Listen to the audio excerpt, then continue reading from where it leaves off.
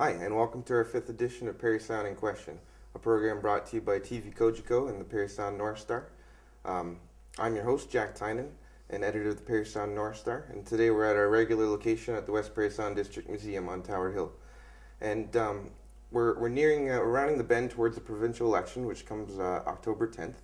The campaigning is likely to start in earnest this summer, and today our guest is Seguin Township Mayor David Conn. Welcome to In Question, Mr. Conn. Thank you, Jack. Thank you for inviting me. No problem. Well, and the reason Mr. Conn is here today is because we're going to talk about many Seguin issues. But first, we're going to talk about the fact that Seguin Township, on May 7th, passed a resolution calling on the province to rectify municipal funding when it comes to social services and other services municipalities offer. Funding through the Ontario Municipal Partnership Fund doesn't work, according to Seguin Township. Can you explain why that doesn't work in Seguin?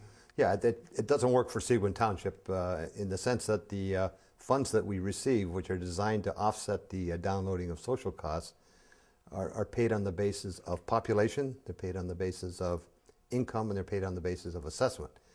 And that works out fairly for all municipalities if all those three factors are in line. In the case of Seguin, our assessment is significantly higher than everybody else. Our incomes are a little bit lower, and our population is, well, it's reasonable, but it's lower as well.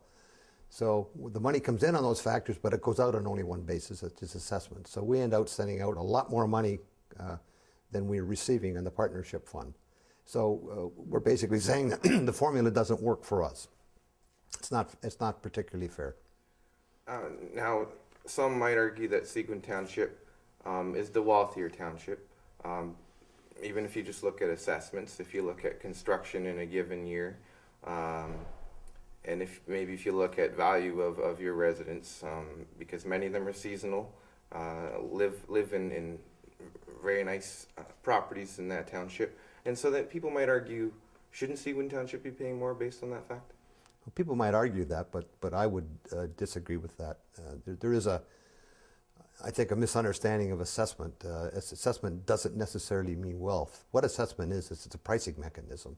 And assessment is how we price our services to our residents. It's also a source of cost. And in the case of, it's source of costs in terms of having to pay incremental outside levies when you, in fact, have a higher assessment. It's an interesting fact. Residents aren't interested in what your assessment is, and they're not interested in your tax rate. They're interested in what they have to sign the check for when they get the tax bill. And if our assessment, for some reason, was cut in half tomorrow, I could actually have lower taxes because the levies that we go out would be less. So it's an interesting thought, isn't it, Jack, that if the Seguin's assessment was cut in half, residents could actually pay less taxes. This year they're going to be paying more taxes. Well, I think it was this week Seguin Township passed their budget. Exactly right. Including a 3.5% tax increase? 3.5% tax increase for the municipal portion of the tax rate. Right. And the education portion of the tax rate, it stays the same. So total taxes that residents will pay will be up 2.1%, which is pretty good, I think. There was some debate, though, about how much this percentage should increase during your council meeting. Yeah, there was debate, as there always is debate, as there always should be debate. Yeah. And it was a good debate.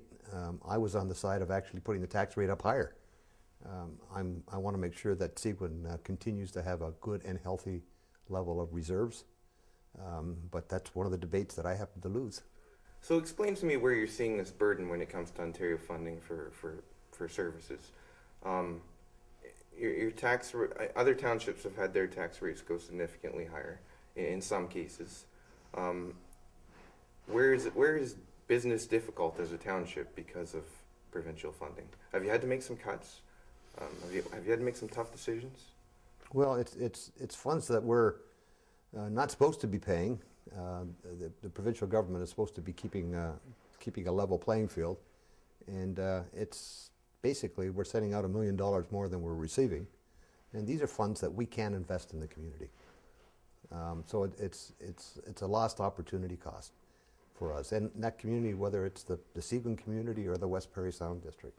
To invest in infrastructure, or we could invest it in lower infrastructure, we could invest it in regional assets, we can invest it in whatever council determined that the investment would best be. So we're approaching a provincial election. What message do you want to get out to residents and voters when it comes to what the province is doing and what it can do? Well, I think that the entire issue of downloading of social costs is an important issue. And I believe it's one that not only influences Seguin Township, but it influences every municipality in Ontario. And I think that that's an issue that residents should be expecting those that are running for the Ontario legislature to respond to. The sitting government has in fact indicated that they're going to take a hard look at it, and they have started negotiations with the Association of Municipalities of Ontario. And actually Mayor Richard Adams from Parry Sound is sitting in on those negotiations, which I'm happy to know and to hear. But they don't indicate that there's going to be an answer until after the election, until the first quarter of 08. So I think that's an issue that residents should be looking for answers for. And I think all of us in all municipalities in the province are suffering under an infrastructure deficit. Right. We all need funds to improve our infrastructure. Municipalities do seem to be struggling with social services, recreational and cultural venues and things like that. And we'll come right back and talk about some of those issues in a moment.